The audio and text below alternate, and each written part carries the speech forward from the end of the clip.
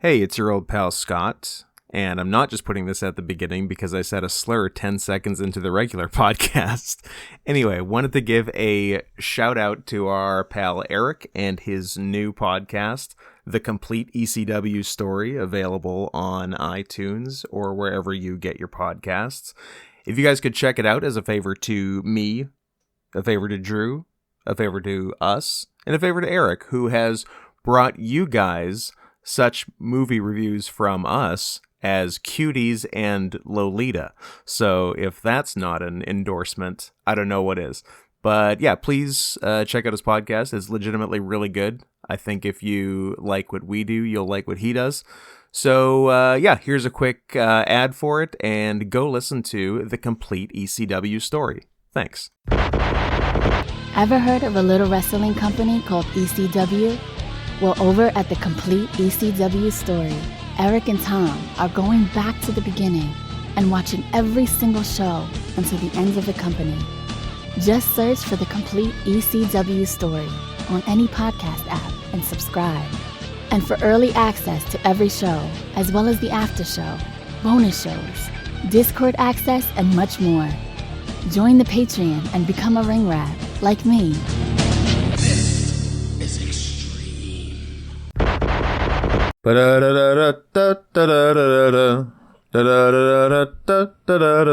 Jackie Wilson said, "I'm a total fucking fag." And I don't know where. I don't know if that's the start, but okay. No, okay. Look, I don't agree with what Jackie Wilson said. So hey, everybody, it's me, Scott. There's Drew over there on the bed, nestled tightly. I tucked him in. He's ready to drift off to Slumberland with Captain Nemo. Sure. Captain Nemo? Yeah. What am I even referencing? Because Captain Nemo's the 20,000 Leagues Under the Sea guy, but why is he also involved with dreams? Oh, there was like a Nintendo... This is the deepest of deep cuts. There was like a Nintendo or Super Nintendo game. It was like... Nemo's Adventures in Dreamland, I think. I hate that I'm looking something up this early. I'm just going to type that. Little Nemo Adventures in Slumberland. Nintendo Entertainment System, 1989. And I guess I play... Oh, it was an anime. Anime. And somehow it had an American... NES port. Wild. Little Nemo, the Dream Master. Yeah, this is the one. Made by Capcom.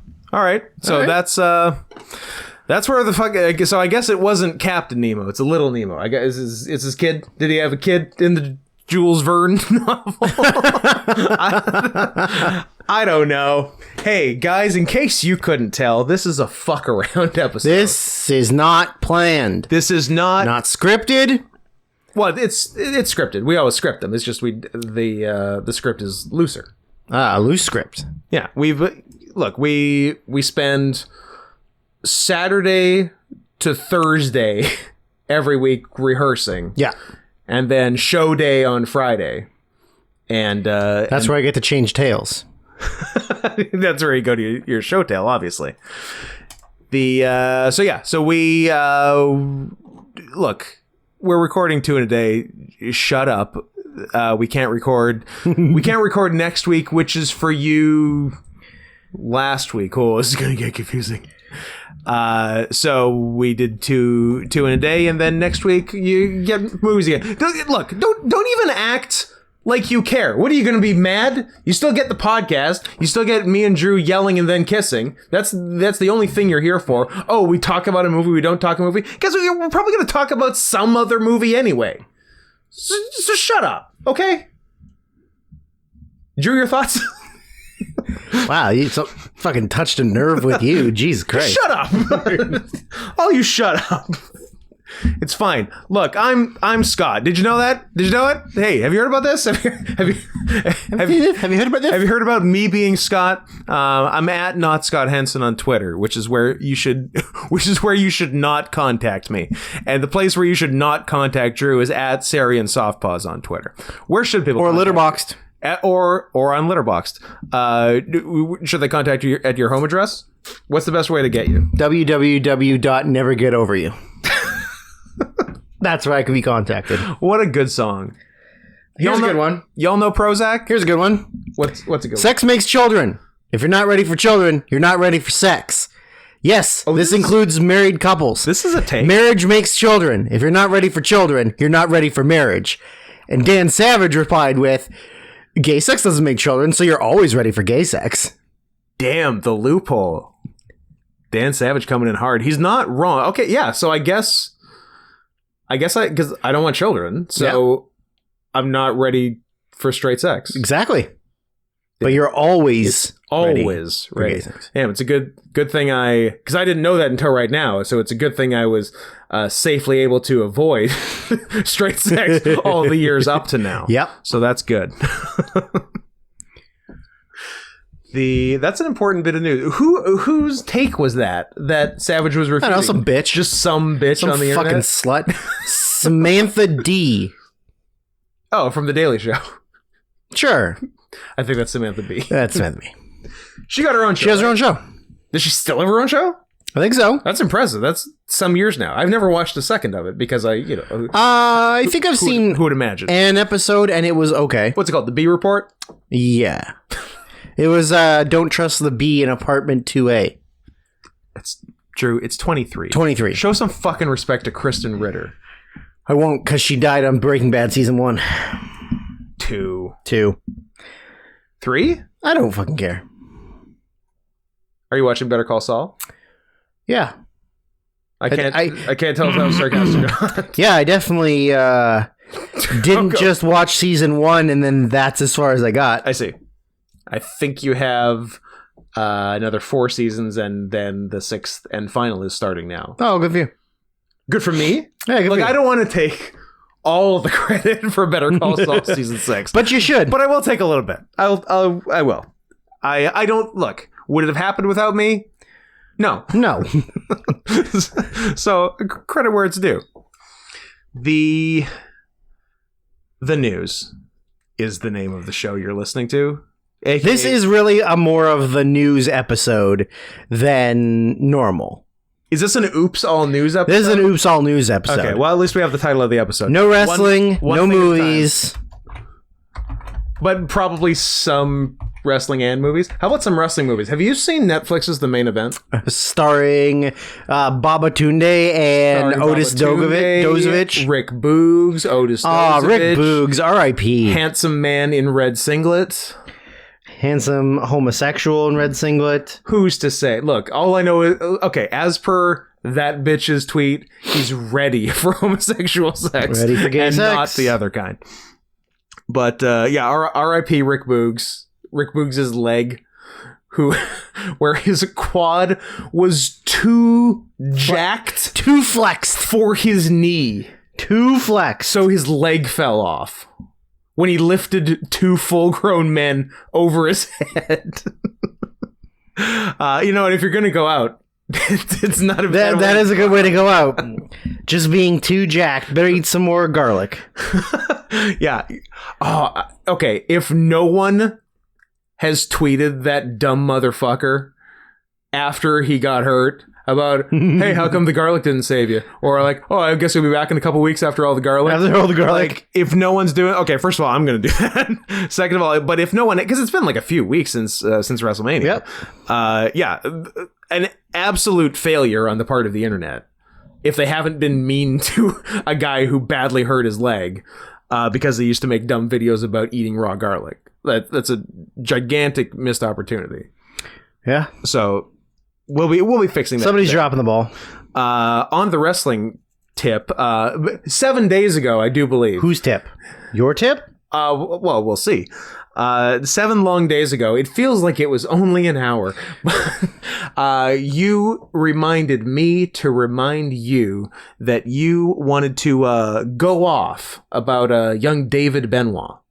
I just wanted to support him in every decision he's going to make, including the fact that he wants to wrestle as Chris Benoit Jr. Which is why he'll never wrestle. No, I think he'll get a chance.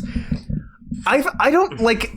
He'll get a chance if he wants a chance, but he's been fucking talking about it for like... Yeah, that's true. 6 years and hasn't done shit. He's gone to like 2 training sessions and then leaves. And nothing ever comes of it. Well, if you've ever seen an interview with him, he's not exactly mentally all there, I don't think. I saw an interview with him with Chris Van Vliet where was that Dutch Mantel, where what's the Holland version of Hollandaise? What is that, Hollandaise?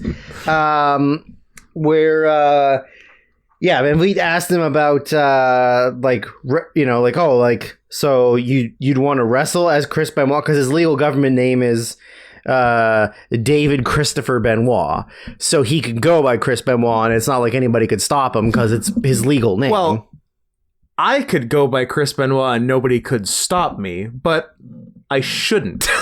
Yeah, I guess. You see, but sometimes it's about shoulda, not about coulda. So when he asked him about it, he was like, so you would wrestle as Chris Benoit or Chris Benoit Jr. or something? And he literally says like, yeah, I think it'd be pretty cool to wrestle that. Like, why? Here's a guy who, like, I guess whether or not you're, because nobody should be okay with what Chris Benoit did. Well, and especially if he's your father and he killed your half brother. Jury's out on what he did.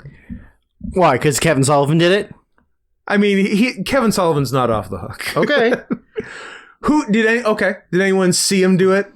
Do we have an eyewitness? Did someone pass a polygraph test? That's true. I'm not making any claims here. I'm just asking questions. These are good questions to ask. I'm just saying I got a lot of questions. Like, how can Australia exist? It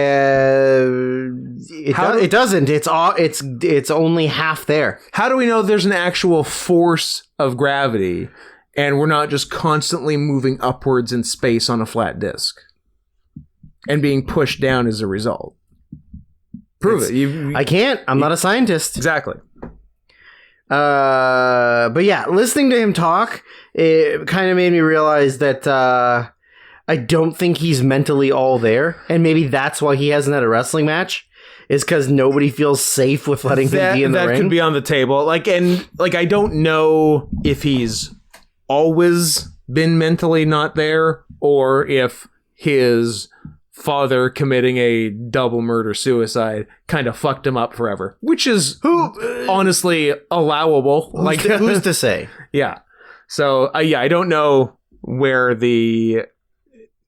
the causality is, if it's a from birth thing or a from insanely traumatic event thing. I think lots of people's parents commit murder and they turn out fine. Among us doesn't have a father who killed several people and then himself. You know what? Let he, without a without a mass murdering father, cast the first stone. So where do you say? You say you're pro Daniel Benoit getting a professional wrestling career as Chris Benoit Jr. That's Correct. Where you're at? Correct. Okay. Japan, book it. Japan would book it. Japan's crazy. Japan booked the fucking Gracies and neither one of them were trained wrestlers. That's true. But also they weren't murderers or the sons of murderers using that murderer's name as their wrestling You name. don't know that Henzo and I don't think that's who their dad is, but Strickland Gracie, Shane Strickland Gracie isn't a murderer. No, I can't you can't prove a negative. Does double negative make a positive? So then a positive and a negative makes a negative. So it's a triple negative positive. It's a double secret probation. Oh, Animal House style. Okay. Yeah. Are we gonna look at girls through a hole in the wall and jerk each other off, pretending like we're not gay? Huh. Is that how it works? Yeah.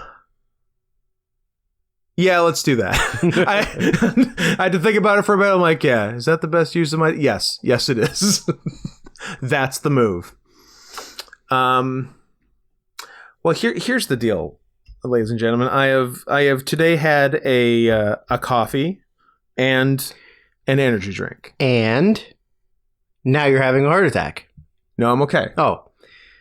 Because I did it in the right order. Coffee before energy drink, piss in the sink. Energy drink before coffee, delicious English toffee.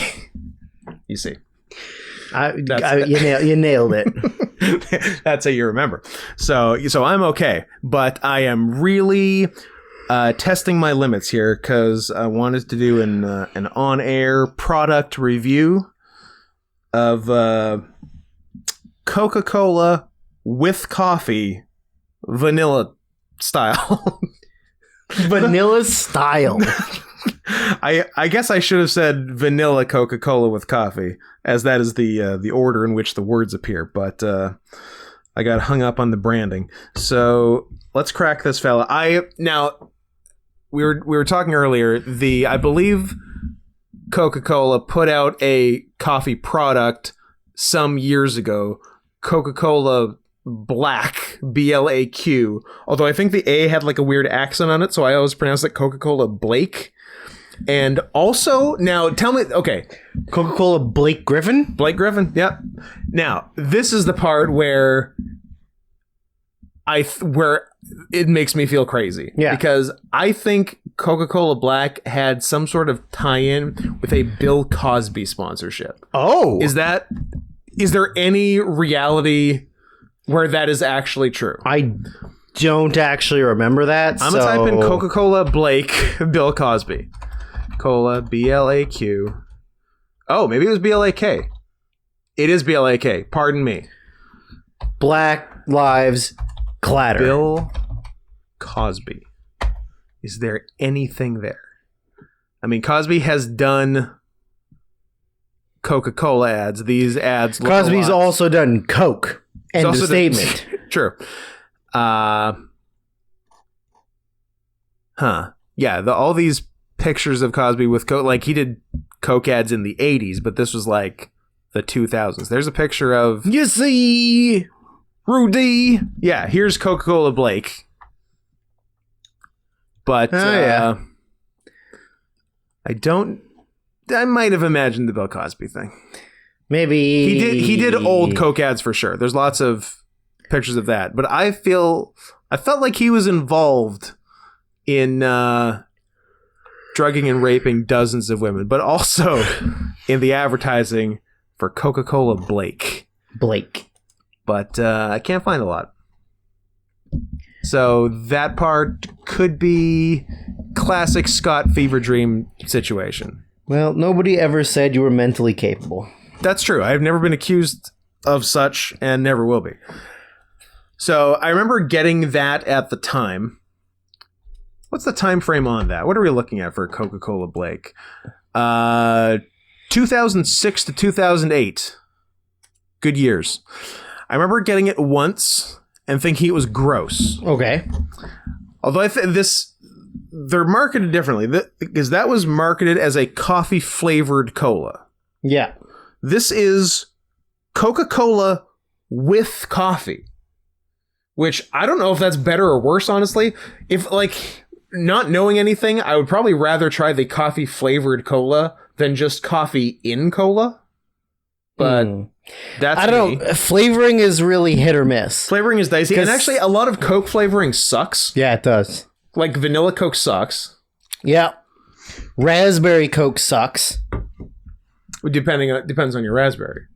That BC raspberry in the glass bottle, pretty nice. Regular raspberry. Regular raspberry sucks. All right, so let's see what's going on here. Crack. Pop it.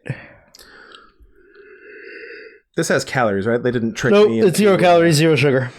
70 Diet. It's 70 calories doesn't seem like enough calories. It's negative calories. You drink it and it takes calories away from you. There's definitely sugar in it. It's a classic sugar and sucralose situation. Okay. Great. Off to a good start, guys. Yep. You know how much I love sucralose. It's your favorite. It smells more like Coca-Cola than coffee. Tastes like Coca-Cola and coffee.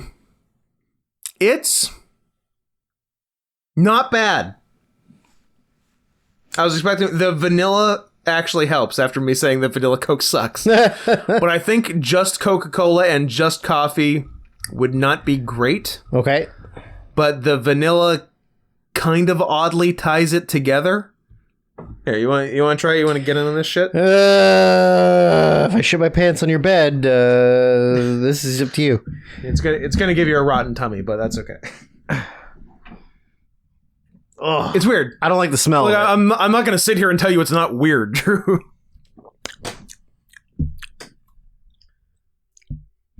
Nah, I don't like it. I don't know if I like it either, but I'm gonna drink all of it. My third caffeinated drink of the day. I don't know if I'm gonna drink all of it. I don't know if I'm gonna finish it. The there's between the initial taste and the aftertaste after you swallow it, there's like a mid-range taste, and that is pretty good. But the beginning and end are kind of bad. So that's where it's at. If I could isolate the middle part, like it's let me see where Isolate the middle part and remove the smell. I don't like the smell. the smell is not good. The smell is decidedly not good. But let me see where in the swallow the good taste happened. Okay, I've got some cum. It tastes good. Pretty good. Okay, it's pretty good. Yeah. So when the liquid is in, okay, when you smell it, it's bad. When the liquid is in your mouth, it's bad.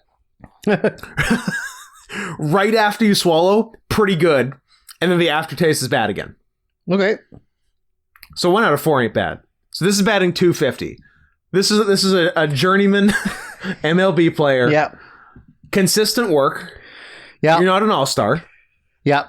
but 250. I mean, ain't bad. You're playing like 70 games out of the year. You're a utility player. Yep. Who's your favorite utility player? Bob the Builder. What? He's a utility guy. He'll do plumbing, construction, fucking name it. Okay. Yeah. What do you want? Ozzie Guillen? Yeah, I'll take Ozzie Guillen. Ozzie Smith? I got Ozzies for Ozzie and Harriet. Okay, continue. One more. Wizard of Ozzie. Ozzie Ozymandias. Oi, oi, oi. Ozymandias, of course, of poetry and Watchmen fame. Okay. Yeah, how many fucking Aussies you got, smartass? I wasn't claiming to name a bunch of Aussies. It seemed like you were. It seemed like that's the direction you were going. Aussie Open. Aussie Lemonade. Mark Davis and noted one of the ugliest men in wrestling, Kyle Fletcher. Yeah. I'm more of a John McDonald guy myself. The first The first prime minister Canadian. and utility infielder for the Blue Jays for 30 years. The first prime minister of Canada played for the Toronto Blue Jays? Yep. Now that I didn't know. Yeah. That's an interesting stat to me. He was prime minister from 1867 1867 to 1998. into the 2000s, I think. Damn. Actually, yeah, now that you mention it, I do remember a John McDonald for the Blue Jays. Wasn't exactly known for his bat at all. No. But was a very, very solid infielder defensively. His bat was worse than his bite. Yeah. Yeah. Sports segue. A comment I had been meaning to address for, I'm going to say months now, tangential to not minor league hockey corner. Oh no, it actually started with minor league hockey corner because it started with what was the team? Obviously a cat-based team where the goalie had like kitty cat gloves with claws. No, it was the Florida Panthers Oh, it was the Florida Panthers. Oh, yeah. concept Okay. gloves for players That they didn't- that had claws on them, but they never used. Because they're cowards. Because they're cowards. Yet another shitty thing about Florida. Because some executive higher up was like, These are gay. I think this is kind of stupid. Maybe we don't do it. They just look like they're wearing cat costumes now. To which everyone else besides asshole owner said, yeah, No that's shit. fucking cool, you dick. So from our boy, I'm gonna say Nick. His username is just NS, but I feel like he's a Nick or something that almost sounds like Nick.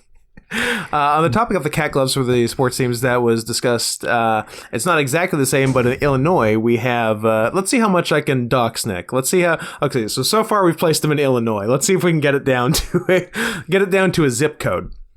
But in Illinois, we have this one non-pro league baseball team called the Kane County Cougars. Well, that gets it down to a county, so that's you guys can probably find them already. You can, no, I was about to. I was about to endorse swatting someone. Don't do that, kids. Do something better with your time. The Kane County Cougars, with an anthro cougar as the mascot as of 2016, and they're equivalent to the finger gloves that the fans wear are these black paws with big green claws. Pretty cool, although I question the color scheme. Yeah. I definitely recommend looking into them. We also have a minor league baseball team with an anthro firefighter Dalmatian for Peoria, Illinois, called the Chiefs. They semi-recently changed their mascot because I guess having a baseball wearing a Native American headdress is offensive or something. Now that I think of it, Illinois has a lot of anthropomorphic animal mascots, or maybe they're just everywhere and I don't do enough research. I think they're pretty prevalent. And they're pretty prevalent. But shout out to Illinois for having some pretty good picks. Although the Dalmatian is an objectively bad dog. Yeah. Bad dog. Did I tell you about a noted bad Dalmatian, Vexel / Gael, in our adventures at the Rocky Mountain Flatbread Company? Nope. Oh man. Okay. So it was after we went to see. Yes. I did? Yeah. Did I say it on the podcast? You said it on the podcast, and you gave all of the follow-ups. The reviews? Okay, yeah. I just want to make sure that was on record. Yeah, I think the last one, you did one. Yeah. The only person that hadn't quite yet. No, I guess you were the last one. Yeah. Yeah. Everyone did one. Everyone did. Was there a follow-up to that, or? No, I just wanted to make sure that was out there, and that how we were all unwillingly sucked into a Curb Your Enthusiasm episode. Yeah. And we dragged him on the stream. Let's say 2 Sundays ago, as of the time y'all are listening to this, and we'll continue to drag him on every Sunday stream until he comes to defend himself. At which point he will have quite a hill to climb. But we welcome his defense of his disgusting behavior, giving a review for the sole purpose of getting a free dessert and giving a 4-star review. I yelled at him in the restaurant, "You're a monster." And while he was fumbling to defend himself after ordering bread and soup. Yeah, because he wasn't that hungry. Because I'm pretty sure he has an eating disorder too. He doesn't eat healthy. He eats like lots of shit, but barely any.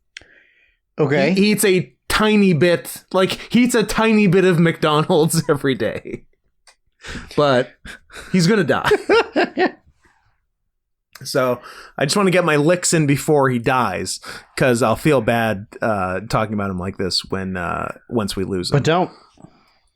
Yeah.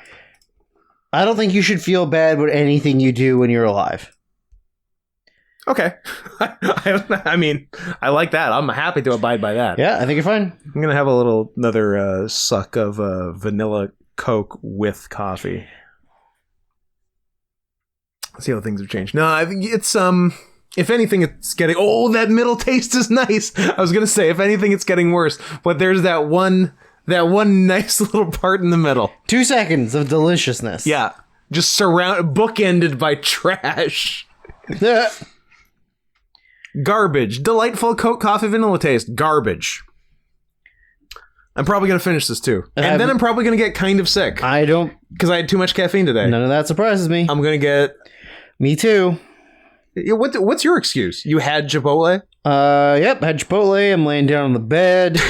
I'm scanning Twitter to try and find any kind of topics to speak of. Oh, don't worry, we got news. I got Rolling Stone on tap right here. Oh yeah, that's right. I feel like Twitter is kind of broken at the moment because when you nothing but gay for it. Well, when you refresh or you keep scrolling through, it's just the same stuff keeps going.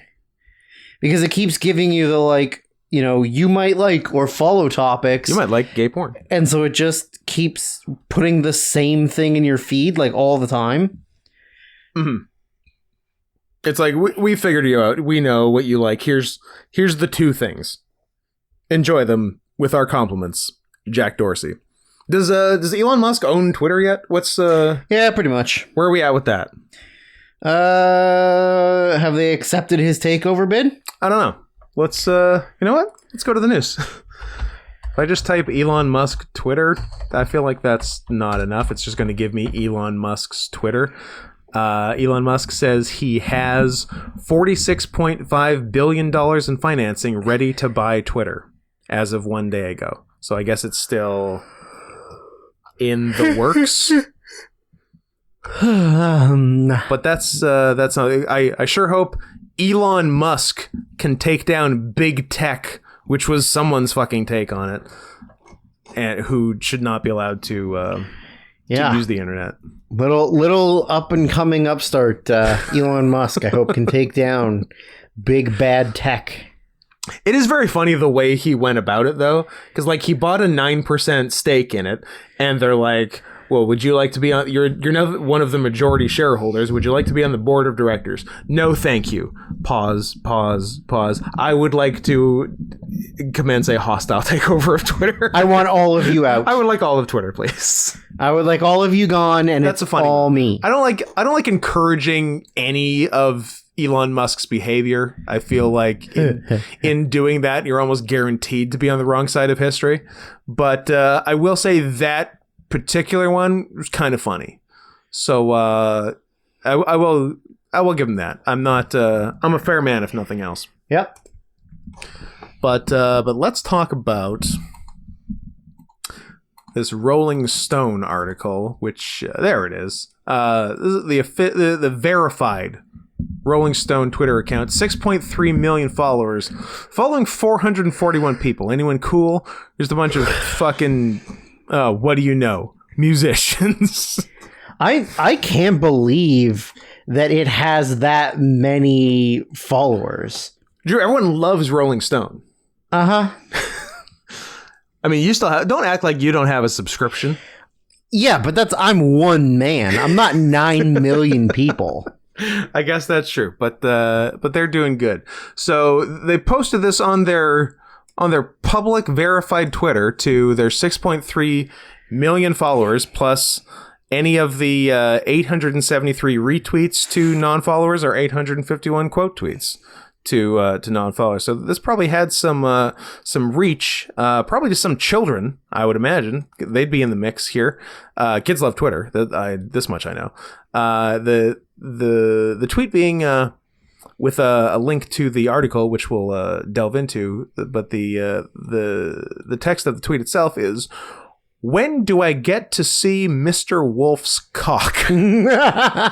Here's why some furries are losing it for the bad guys, which I will be seeing tomorrow, or if you're listening to this and aren't in the room recording with us, a week ago.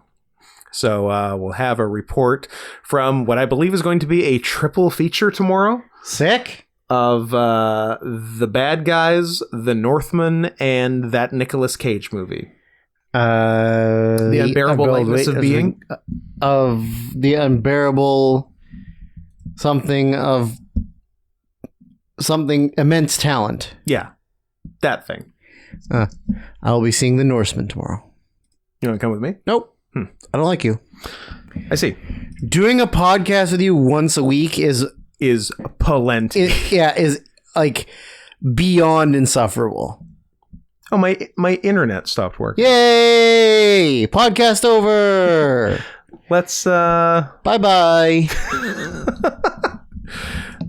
Well, that's and we're back. And I'm gay. That was very strange. And yep. Oh, I am gay. Interesting. So to read the full story, how about I fucking open it in an incognito window and tell you to go fuck yourself? Done. With his broad shoulders, revolving wardrobe of crisp, well-fitted suits, and rakish come-hither expressions, Mr. Wolf, the slick protagonist of the upcoming DreamWorks release The Bad Guys, looks like a classic American male sex symbol in the grand tradition of Cary Grant, Harrison Ford, and Brad Pitt. To that end, the character is prompting hordes of thirsty comments on the internet.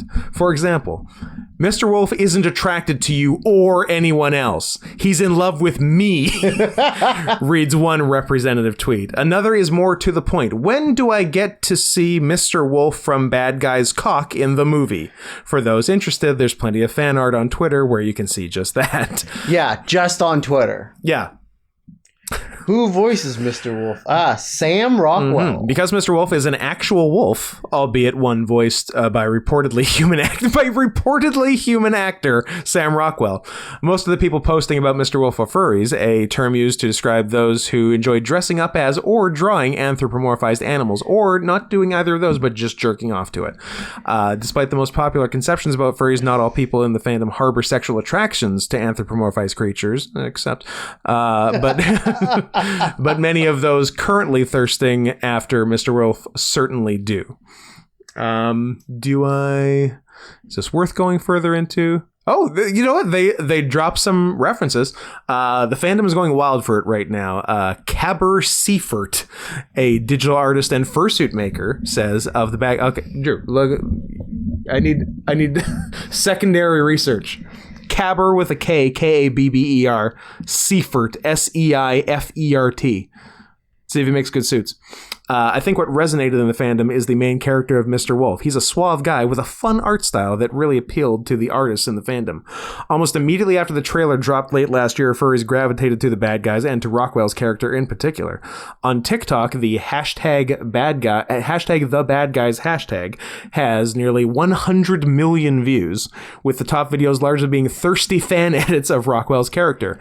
There are more than 1,000 pieces of bad guys themed fan art on the NSFW furry arts site E621. Nice to see E621 getting some play on Rolling Stone, most of which feature a muscle-bound Mr. Wolf in various states of ooh, that's a fun new word I've never concupiscence. What is that? I learned a new word today. Concupiscence? What could this even mean? Strong sexual desire or less. Concupiscence. Interesting. Learning. Big day. Big day for the news. What have you got?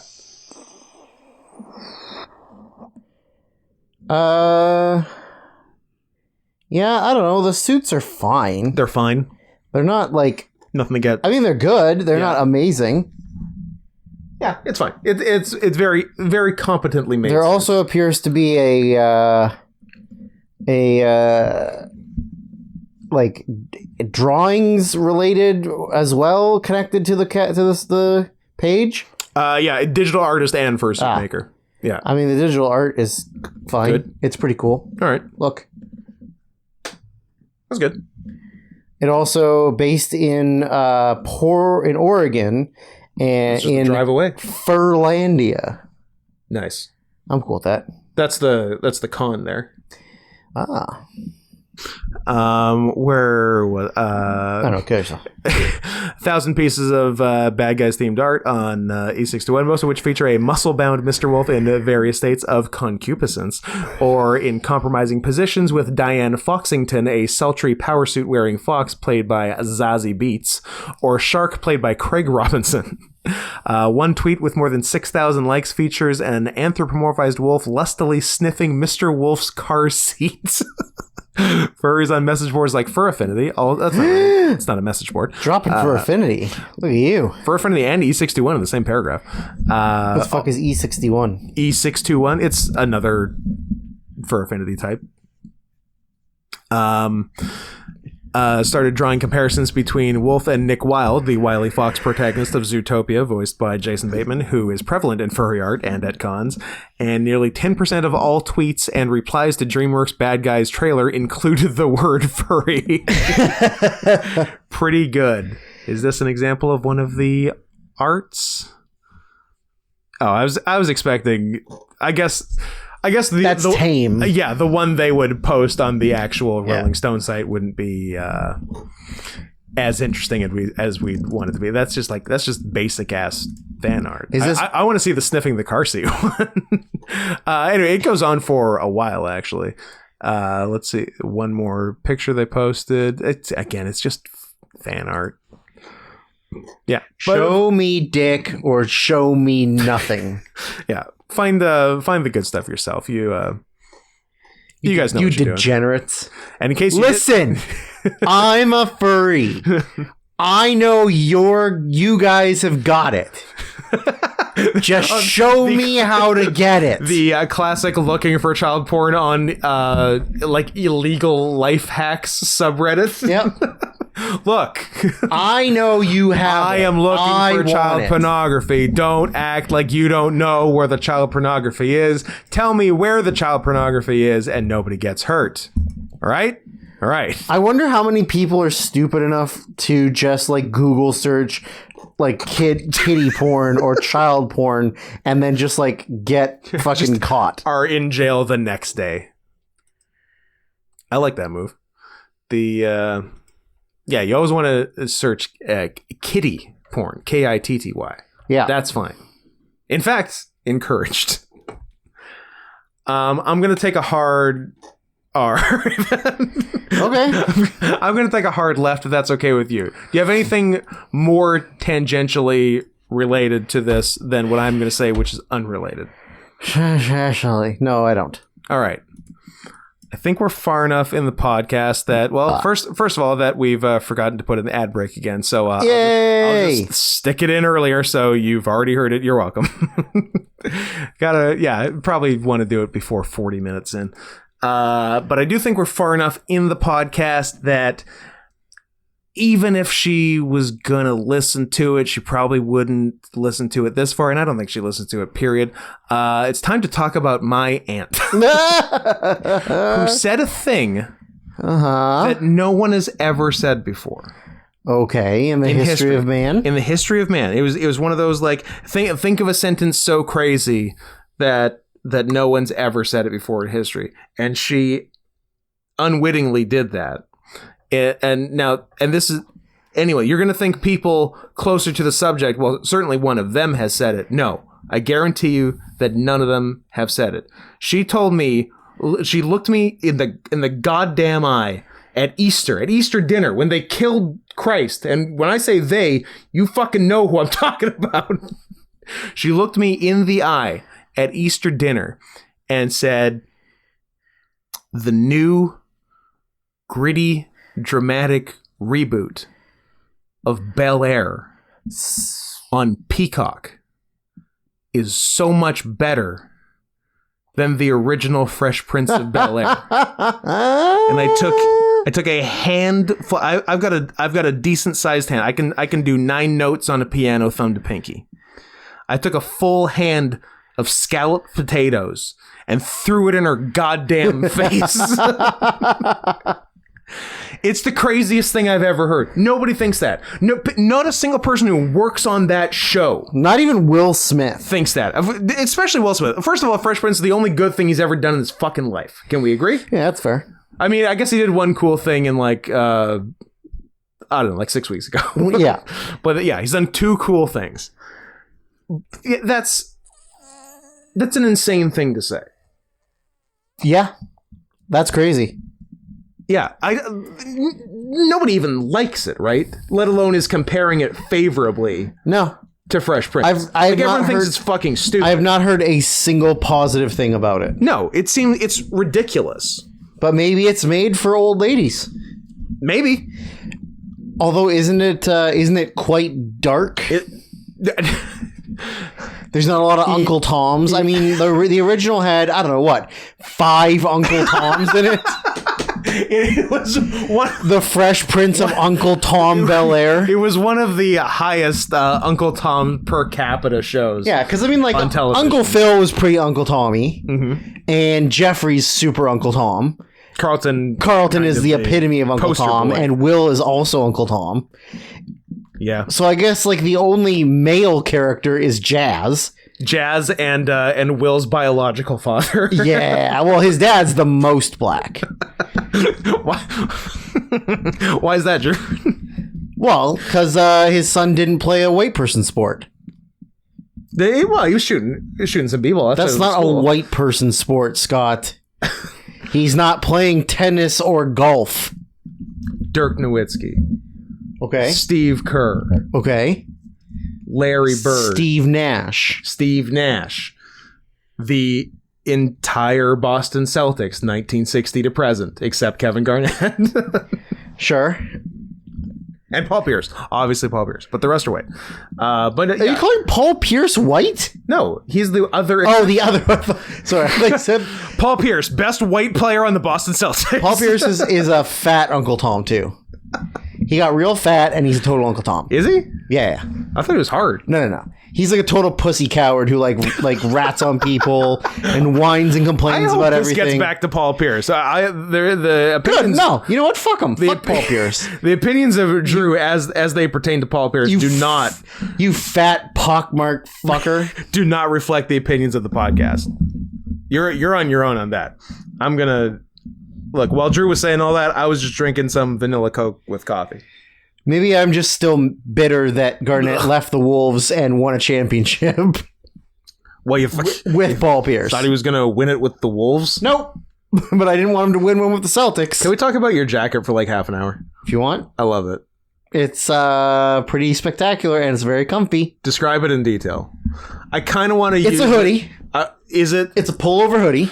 Is it somewhere on the internet? I want to use... It's on Amazon. What? How would I even... I don't know. Just type in cool ass hoodie. Amazon. I'm going to try two wolves. No, cool ass hoodie. Cool ass 2 words or 1? 2. Cool ass hoodie. Bam, first one right there. I already saw it. No, I didn't. I'm just kidding. I got one that says similar to it? I got one that says I sit on my ass all day. I got a badass mom hoodie. I got EMT. My job is to save your ass, not kiss it. Pretty cool. Does this bike What the make fuck my is ass? that? Is that look like fat? a? It's Is that a like badass EMT hoodie? Is that like the equivalent of Blue Lives Matter for EMTs? Kind of. Purple Lives Matter or whatever. Yeah. And then we got like an in living color style font one, dope ass dad raising dope ass kids. Okay. And then one of those like too much text shirts. Oh yeah.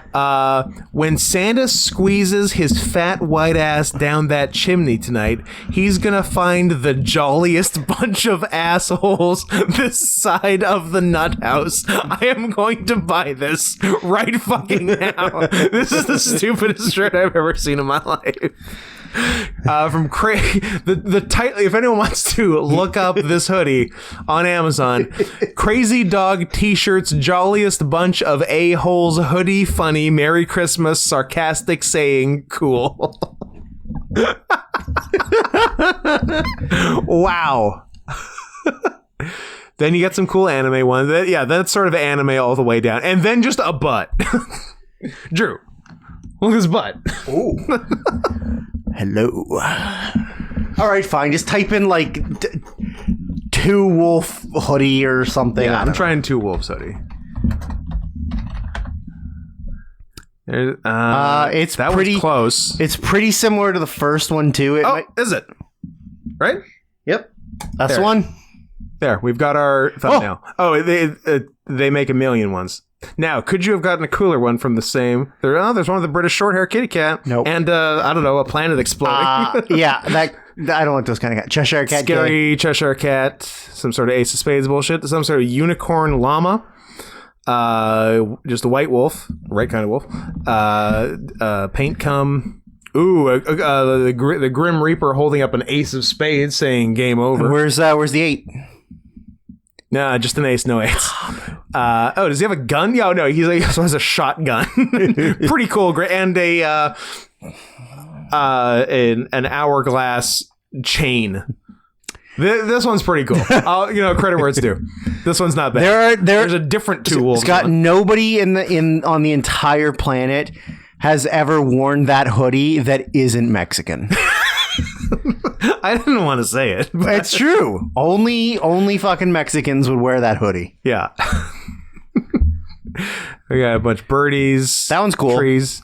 Oh, what do you think about this one? Oh, I don't need to wear a hoodie to look like that. It's just this was just a hairy human chest. That's just me without a shirt on. Yeah. You're wasting your time buying the hoodie. Another wolf, one glowing eyes. More paint cum. Another angry wolf. Smoke. Wolf versus dragon. What do you think about that? No. Hate it. Dragon. How about just dragon? Gay. How about more paint? How about colorful smoke? Oh, sorry. See all 41 options. There's more. Oh my god. Okay, there's too much. The more you. I saw. Yeah, I saw a cool one somewhere. I'm gonna find the one that we both clearly thought was cool. This kitty cat summoning lightning. Yeah. He's pretty cool. I'll give him that. Now I want that one. That one ain't bad. But yeah, this is so. While you're listening to this, imagine Drew in this hoodie. No, I thought you said you were going to make that picture the thumbnail. The two wolves one is going to be the thumbnail. Oh, picture Drew wearing that, yeah. Yeah. So, unless you just want a picture of you in the hoodie being the thumbnail. Okay. I don't need people to see what I look like. Yeah, I thought you're a very private man, and no one understands you but your woman. I'll show them my ass. Can I put a picture of my ass? Can we put Drew's ass wearing the hoodie? Wearing the hoodie as the thumbnail. I don't know. I bet you can. Well, there's nothing ventured, nothing gained. There's a wasp outside the window. Well, I'm glad it's outside the window. Is it wasp season? White Anglo-Saxon Protestant. Yeah. Around here, it's always wasp season. That is a cool hoodie, though. What about WAP? Is it WAP season? No, that was like 2 years ago. Oh. All pussies are dry. They're all dry now? I'm a dap man. Dry ass pussy. It's all about friction. People got too excited about lubrication. What about dab? Is it dab season? Dry ass pussy? No such thing. When I'm around, always lubed and inviting. When I'm around, bussies are wet. Yeah, not a dry bussy in the house. What other news? I don't know. How long are we into this episode? Can we cancel it already? Can we cancel it? Yeah, like cancel the subscription. We're at. You know what? If we talk for 10 more minutes, we're good. If we can squeeze out another 30 seconds, we can. We're at 5150, the police code for this guy's crazy. Take him away. 20 seconds. Oh my god. Well, there's your weekly Drew Noises corner doing the work for you. Okay, do it. Do you want me to just do some more Foley? I can do some Foley. Do some Mick Foley. Mick Foley? Do some Dave Foley. We can talk about Kids in the Hall coming back. That is weird, isn't it?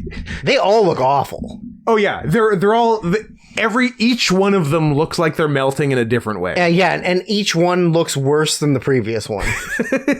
But yeah, let's rank them in descending order. Descending? Yeah.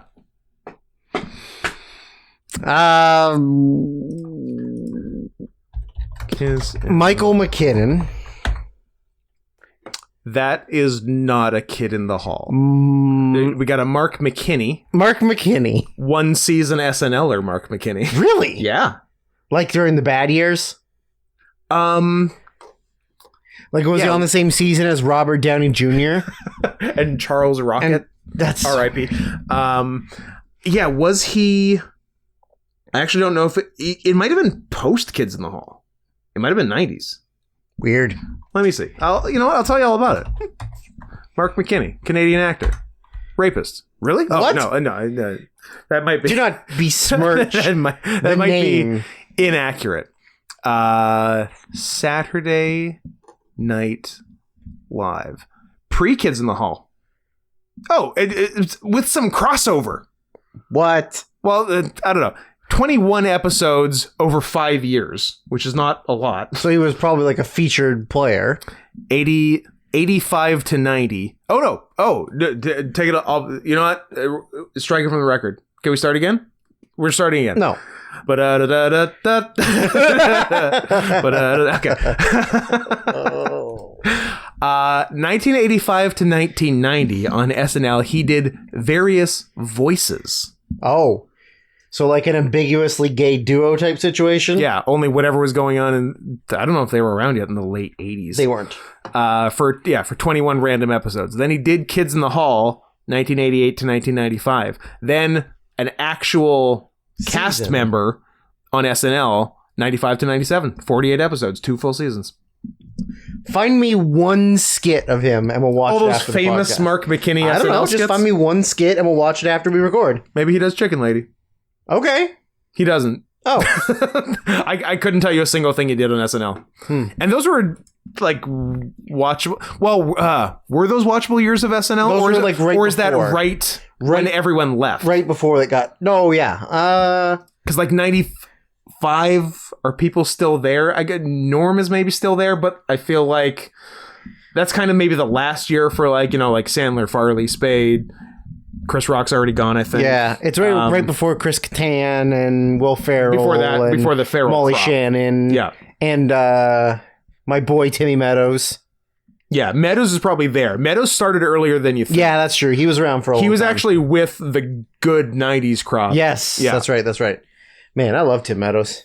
He's great. I think he's very funny. I bet he's a nice guy, too. I bet you he is too. He seems like a nice guy. Yeah. He's in my favorite movie, Mean Girls. Oh, I was thinking Ladies Man. He's also in Ladies Man. Your second favorite movie? My second and third favorite movie. Oh. It gets double play. You still got to rank those Kids in the Hall. Scott, I'm not gonna lie. I can't think of any of their fucking names. They're all mixed. They're all fucking Scottish. You got a Bruce McCullough, you got a Mark McKinney, you got a Kevin McDonald, and then Kevin McDonald, yeah, and then Dave Foley and the gay one. Foley and the gay one, and Jim Carrey. Yeah, and then Jim Carrey, Jim Carrey, and then, Jamie Foxx. yeah, then all the way in. So all the way-ins. I want Kids in the Hall and In Living Color to cast swap. I would love that. And do the exact same do the skits. same sketches. Holy shit, that would be amazing. What? Like Dave Foley's doing Homie the Clown, and what? Kim Wayans is doing Crushing Your Head Guy. Yep. I like this. This has legs. Kevin McDonald. What was Jamie Foxx's big trans character? Oh yeah, Buffonda or something. Something like that. Yeah, Kevin McDonald doing her. Yeah, blackface and drag. Oh yeah, the blackface is a given. Oh, so every member of Kids in the Hall is doing blackface. Yeah, and then the Wayans are doing white chicks on Kids in the Hall. Also a great movie. Also a great movie. You know, a lot of for comedy, a lot of biting socio-political commentary on race and gender. Yeah. It makes you think. It does. It makes you think, what if these two idiots were white chicks? Like, imagine. One of our seasons should be just watching Wayans Brothers movies. It really should. White chicks, Little Man, Naked, A Haunted House, A Haunted House 2. I sometimes forget which ones are real and which ones are part of Andy Kindler's jokes about Wayans Brothers movies. Yeah. Like A Dozen Eggs, where the Wayans Brothers play A Dozen Eggs. Like, I literally have to think, I'm like, is that a real movie? It could be. There's no, given their actual body of work, there's no reason Dozen Eggs couldn't also exist. We have to skip all the good ones, though. Yeah, no, we're no not doing Bulletproof, no Celtic Pride, no Requiem for a Dream. Requiem for a Dream. We can watch Dungeons and Dragons. Ooh. I believe Marlon's in that one. Oh, the good one. I don't. Is Marlon Senior, not even Junior, the really good one. There's a Marlon Junior. Do they all? I think so. Does every Wayans have a Junior? There's a now? Damon for sure. There's absolutely a Damon. I think there's a Marlon Junior. What's move? Oh, Keenan Ivory Thompson Jr. Obviously, Keenan Ivory Thompson of SNL. No, because Damon Jr. was on some show based on an older movie. Oh, is it Lethal Weapon? He was Lethal Weapon show. He was Lethal Weapon. Yeah, and then there was also Rush Hour, but I don't think he was in Rush Hour. I think that was a different black guy. I think it was Chris Tucker. No, the Rush Hour show. Oh my God, there was a Rush Hour show. Yeah. What, man, they had a real run like 5 years ago. Yeah. Of so many shows based on movies. Did you see that Queen Latifah's Equalizer got canceled? So what'd you do? 3 seasons? 7? 7 seasons. I don't know. It's like 2 or 3. Equalizer. If you haven't seen the movies, they're both actually really good. They're like good. They're like John Wick's, but black. Yeah, like revenge. And they're in the South. Movies. Oh. But they're good. I like it. They're both pretty good. Equalizer TV series. The second one is pretty ridiculous because they end up being caught in a tropical storm, and then he's like killing guys during a hurricane. Hold on. But Denzel is the hurricane. It's the hurricane Directed killing by? people during the hurricane. Taylor Hackford? Norman Jewison. Jew. Friend of the show. Jewy. What's up, Jewy? Don't yell Jewy. No, it's his nickname. His nickname for me and he and I is Jewy. Jimmy Kahn, Jewy, Bobby De Niro, or just Bob. Bob. Yeah, sure. Bob. This drink is what it's doing the opposite of growing on me. Oh, I keep having little bits. I'm like, yep, worse every time. I thought you were gonna say it was making you sleepy. No, I'm gonna be wired until I don't know Tuesday. I should not be having a third caffeinated drink. No, at this time of day or at any time of the day. That's too many. At this time of day in this part of the country, localized entirely in my bedroom. In your bedroom. Can I see it? No. So Equalizer was originally a TV series in the 80s. Starring Edward Woodward, which is a mouthful. And then, rebooted with a pair of movies in 2014 and 18 starring Denzel Washington. That will be followed up by a third film. Cool. Get excited. Cool. And a reimagined 2021 TV series starring Queef Latina. So, did the 2 seasons and done. Sad. Is Equalizer directed by Antoine Fuqua? Oh, that seems like it could be a Fuqua. Yeah, let's investigate that. Or is it Ryan Coogler? Ooh, you're hitting all the right notes. I'll tell you that. Equalizer 2014, directed by Antoine Fuqua. Sick. Very nice. Did he do the sequel? Or did they... Also Fuqua. Well, Fuqua and Denzel are boys, so... I assume he's on board for number 3. Well, hopefully. And they are both legitimately pretty good. Like good action. Denzel's pretty great in them. I believe the bad guy in the second one is Pedro Pascal, and I couldn't tell you who the bad guy in the first one was. Possibly a white guy. Pedro Pascal of Wonder Woman 1984 fame? Yes. The same. Where he is the wish. He's the stone. He's the stone. He's the wishing stone. Pedro Pascal is second build in the Equalizer 2. That's not a spoiler. You find out that he's the bad guy pretty early. That's not a promise. That's a spoiler. Who do you think is in Equalizer? It's a white guy, but I don't remember who. What if I told you it's Chloe Grace Moretz? Yes. No, she's in it. She's his sidekick. Second build is Martin Short. Martin Short. You're struggling with the word short? CSOKAS. It's like Czech or something. Oh, Shokus? Shokska. Yeah, he's the bad guy. I'm looking at the... Oh, it's Hungarian. Pardon me. Oh. I'm looking at the phonetic pronunciation of it, and it... Sukus. Sukus. Huh. Sukus Mimus? Is he a dinosaur? Yeah. Do I know him from anything? Not... Yeah, he's been in stuff. I mean, yeah, but...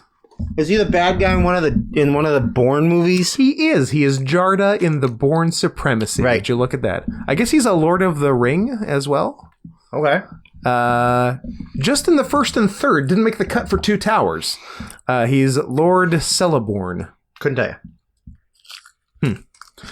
But yeah, it's him, and then you got a David Harbour, a Bill Pullman, and a Melissa Leo in there as well in Equalizer 1. It's not bad. It's a fun group. I feel like Pullman's his buddy. I don't remember what Harbour does. Are you watching The Sinner on USA? Nope. Good Pillman series. Nope. Pillman series. A good Brian Pillman series. And a good Bull Pillman. Guys. We have to turn this off. We're going to turn this off and we're going to watch West Side Story. I think that's the only way to spin out of this. Original or the even better new one? Even better new one. Okay. I probably still have it on the fucking flash drive that I watched all my Oscar movies on. Very few of which I enjoyed. Yeah. Thanks 2.5 hours of King Richard. But at least, King Richard was really a means to an end. Yeah. It turns out King Richard was worth it. While I was watching it, I didn't think so.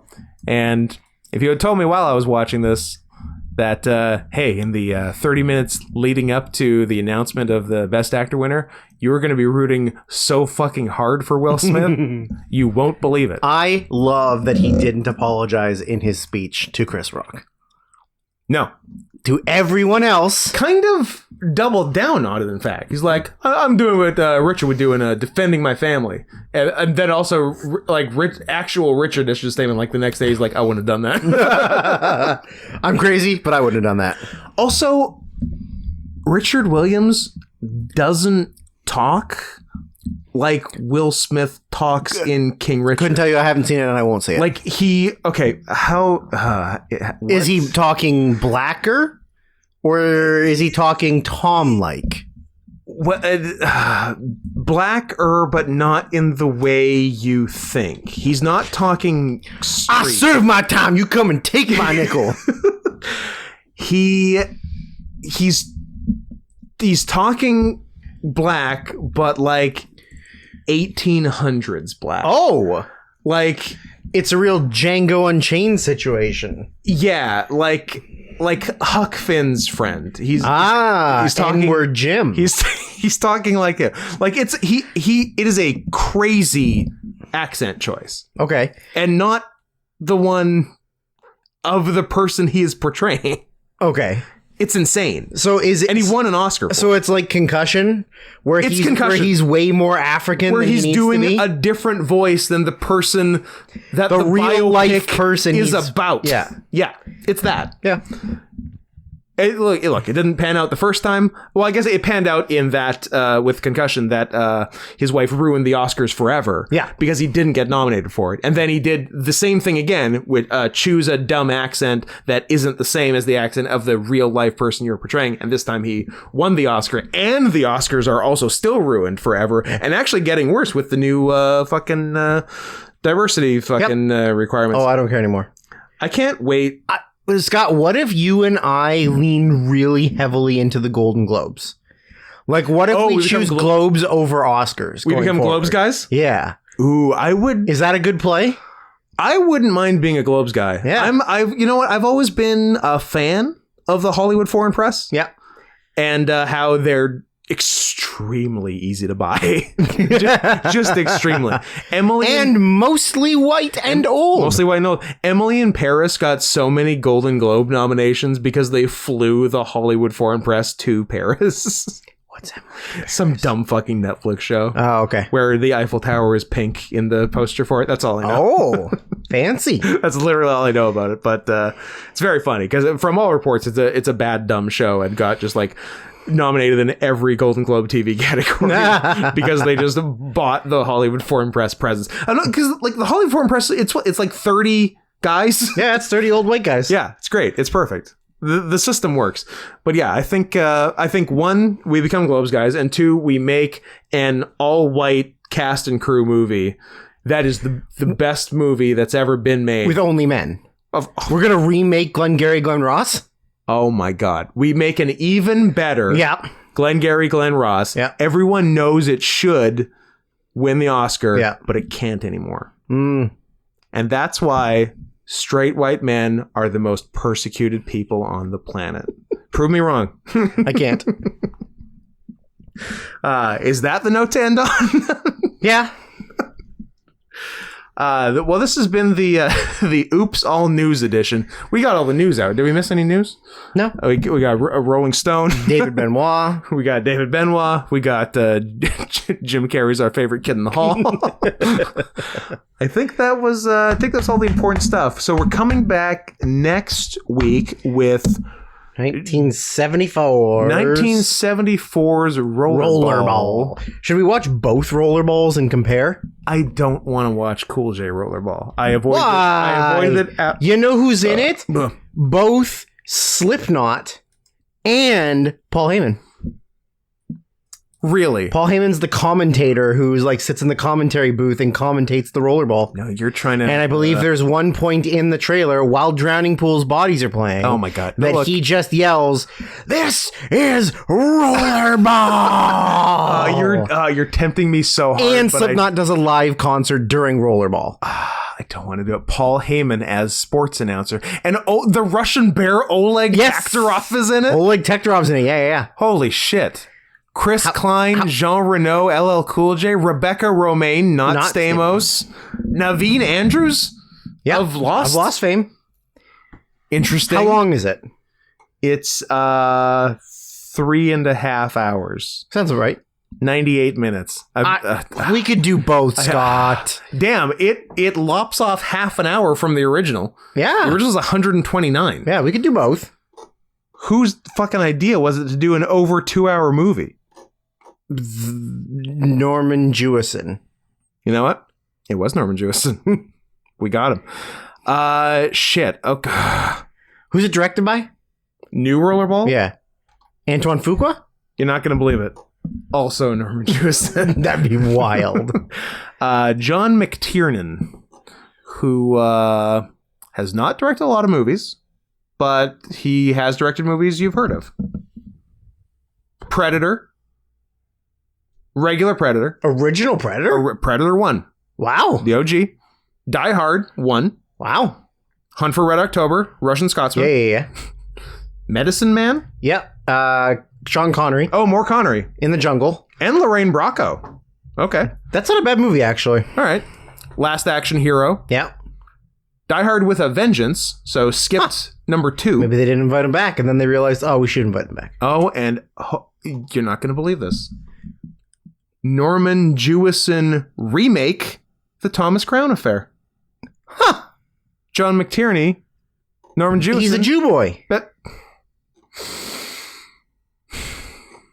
this show can't continue like this. This is what the audience strives for. You can't just yell, "He's a Jew boy." He's a Jew boy. And think that's all right. He's a big fan of Jewy.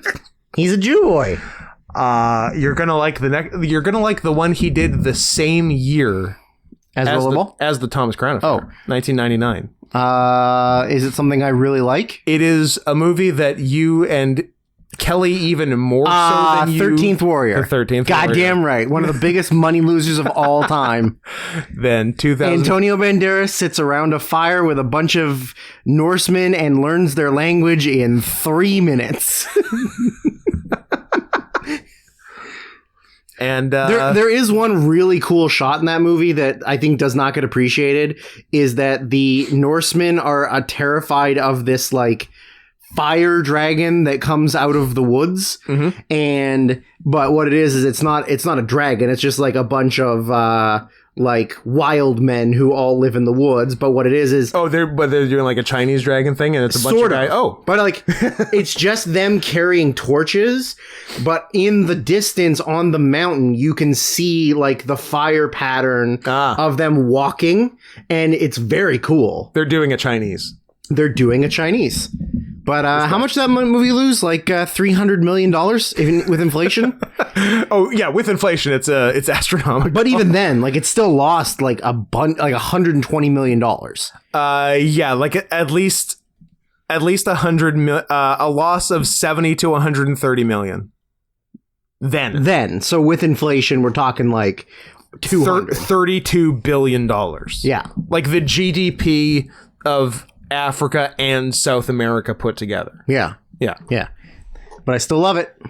Did he do anything after that, or was that the end of his directing career? He Rollerball after. Oh yeah, that's right. Rollerball, and then one more after Rollerball, the Travolta vehicle Basic. Oh yeah, Travolta and Connie Nielsen of and Samuel L. Jackson. Connie Nielsen of Devil's Advocate fame.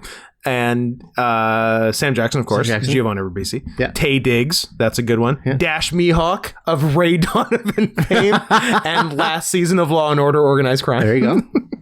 That one's not bad either, actually. That one's got an interesting twist to it. You know what? Maybe we'll just do Rollerball 2002 and then run through the John McTiernan filmography. Have I seen every one of those movies? I feel like I've seen every one of his movies. I skipped the first one, Nomads, 1986, because I didn't know it, but maybe I've not seen Nomads 1986. It stars it's a Pierce Brosnan. Okay. But yeah, I mentioned everyone out. So you've seen 3, 6. You've seen 10 of 11 of John McTiernan. Well, now I have to see Nomads. You got to see Nomads 1986 because you have literally seen the rest. That is something I want to do when I have like my list of movies I have has gotten a lot smaller. Mm-hmm. So once I get to a certain point, I want to find on Letterboxd, Saren Sapas on Letterboxd, frequently known as Letterboxd, where I'm going to find directors who I've seen, who have like a reasonably sized filmography, and the movies of theirs I haven't seen. I want to like be a completist for some directors. So like, well, guess what? You're one away from John McTiernan. They're exactly right. So like, I just got to find other directors who I've seen like all but one or two of their movies, and then I want to see those movies so I can tell everybody, oh, I've seen every one of those. I've seen every one of those. Can I make a suggestion for a director to do that with? Takashi Miike. Okay. All 150 movies. I think he's at 110.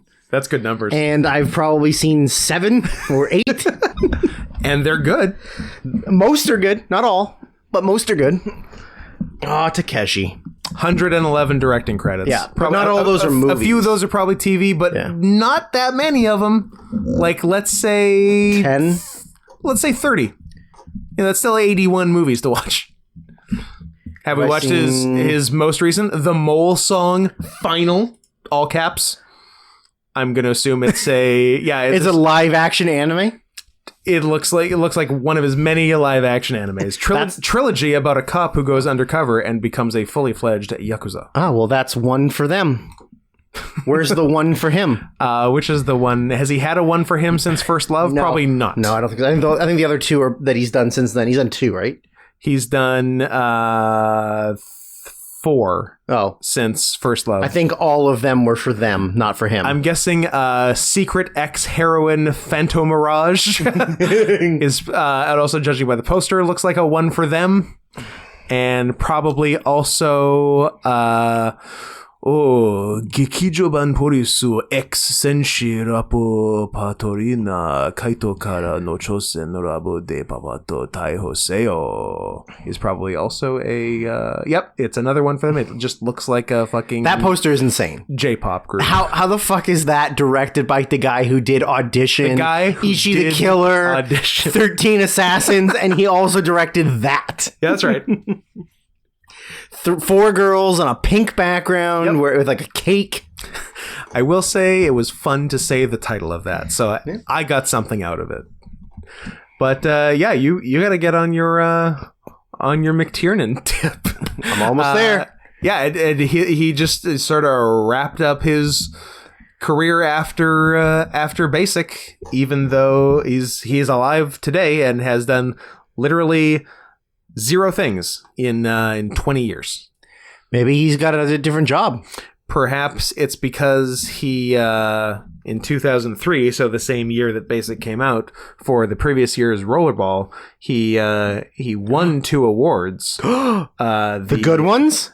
The Stinkers Bad Movie Awards. Yeah. For Worst Remake and Worst Director. Not even Golden Raspberry? Not even Golden Raspberry. Did they do Golden Raspberry this year?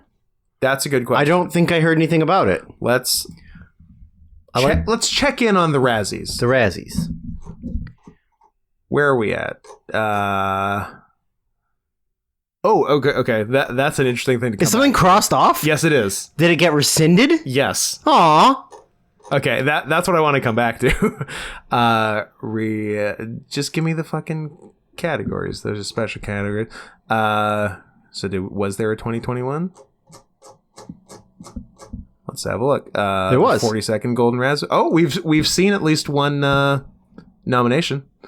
Karen was nominated. Nice. In multiple categories. Let me see. Karen nominated for not a lot of wins, but lots of noms. So nominated for Worst Picture. Coke in quotation marks Daniels for Worst Director. Mm-hmm. Any other Karens? Do we get a Worst Actress for Pennsatucky? Yep. Taryn Manning for Worst Actress. Worst Screenplay. Worst... What? Nominated for Worst Prequel, Remake, Ripoff, or Sequel. Karen, in brackets, inadvertent remake of Cruella.